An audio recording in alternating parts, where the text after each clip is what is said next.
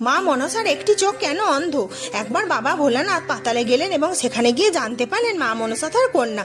সব কিছু শোনার পর বাবা ভোলেনাথ তার মা মনসাকে কৈলাসে নিয়ে যান এবং পদ্মফুলের গোড়ায় মুড়িয়ে কৈলাসে গিয়ে মাতা পার্বতীকে বললেন, আজ তোমাকে একটা সুন্দর জিনিস দেখাবো, এই ঝুড়িতে করে তা আমি নিয়ে এসেছি। এরপর শিবজি ধ্যানে বসেন, কিন্তু মাতা পার্বতীর ধৈর্য খুব কম ছিল। বাবা ভোলেনাথের ধ্যান ভঙ্গ হওয়ার আগে সেই ঝুড়ি খুলে ফেললেন।